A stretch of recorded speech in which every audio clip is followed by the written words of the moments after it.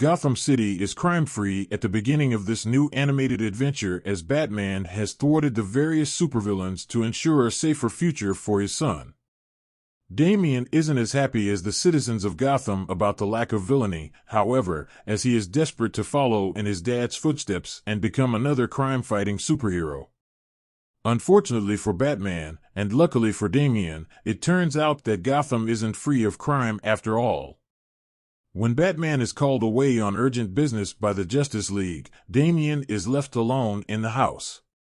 Not long after, two crooks arrive in pursuit of whatever they can lay their hands on in Wayne Manor. It later turns out they aren't the only bad guys in town. Does the reemergence of villainy spell the end for Batman and his son? Let's take a closer look at this enjoyable movie. Why is Damian home alone? After giving Damian his Christmas gift early, a Bat utility belt, Bruce receives a phone call from the Justice League. At least that's what he thinks. He's actually lured away by Mr. Freeze, who has plans to turn him into ice cream, not literally. Damian loves his belt because he thinks he has finally been allowed to be a superhero.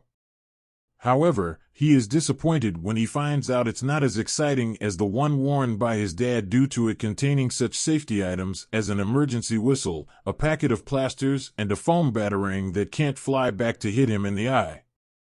When Batman is called away, Damian hides in one of his bags because he wants to join his father on an adventure. Batman finds him before he leaves, however, and then takes the belt off his son when it causes the excitable youngster to crash into Alfred and hurt the old man. After Batman leaves, Damian wants to get the belt back, which has now been put away by Alfred, as per Batman's instructions.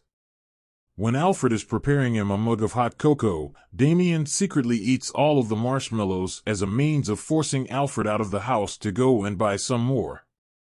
He is then free to grab his belt, but he doesn't keep hold of it for long as two burglars, Terry and Francine, arrive on the scene to steal it away from him. Does Damian thwart the burglars? Damian makes light work of the burglars and stops them from stealing the manor's valuables. However, they get away with his utility belt, which is the catalyst for Damian giving chase. Before he pursues them, Damian sneaks into the Bat Cave and discovers a suit that his father has prepared for him. After donning the suit, he realizes it comes equipped with Bat Dad, an AI version of Bruce that offers him guidance during his late-night adventure. Who are the burglars working for? It turns out the burglars are working for the Joker. The Clown Prince of Crime sent Terry and Francine, and assorted other crooks, to steal from local homes as a means of ruining Christmas for everybody. When Joker learns of little Damian, a new plan forms in his mind. He sets a trap at the local mall with the aid of Poison Ivy and Bane, who dress up as an elf and Santa respectively. Damian turns up at the mall in search of his belt and, after seeing through the disguises of the two supervillains, proceeds to put up a fight.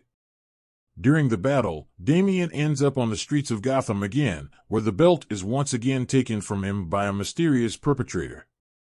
He follows the mystery man to Gotham Zoo and then ends up in the sewers, where he discovers the identity of the person who has taken the belt, the Penguin, who is also in cahoots with the Joker. Does Damian get his belt back? Damian chases the Penguin through Gotham, but in the process causes mass destruction at the Christmas parade and causes the floats to catch on fire. The citizens of Gotham treat Damian like a villain because his antics have ruined Christmas. The poor kid is forced to run for cover, but just when he thinks he's all alone in the world, Alfred turns up to take him home. But Damian doesn't make it home. As he walks with Alfred, he is distracted by a balloon sent by the Joker. After falling for this trap, he ends up in the Joker's lair where the Clown Prince tells Damian he wanted to ruin Christmas with a crime spree as a means of getting more attention. Joker and the other villains tempt Damian into becoming a bad guy after reminding him that he has inadvertently helped the Joker with his evil plans. By becoming a focal point for the citizens of Gotham, Damian had allowed the villains to continue their crime spree unnoticed. The bad guys present Damian with his utility belt, which is now filled with explosives. This is his reward for partaking in the Joker's crime, but Damian turns down their offer of supervillainy and destroys the belt. Does Batman return? Mr. Freeze had been hired to keep Batman busy, but the Dark Knight easily thwarted him. He turns up at the Joker's lair in time to help his son, and the two of them take care of the various villains.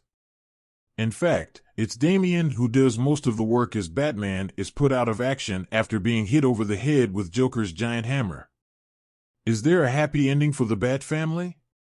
After disposing of the villains, Batman and Damian return home. On the way home, Damian tells his dad that the Joker committed his crimes because he didn't want to be alone. At the end of the movie, the Joker isn't alone.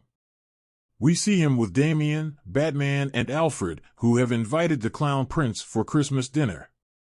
Batman didn't want to have him at their dinner table, but it's clear that Damian persuaded him otherwise. As such, it's a happy ending for Bruce and Damian, who are reunited as father and son, and it's a happy ending for the Joker too.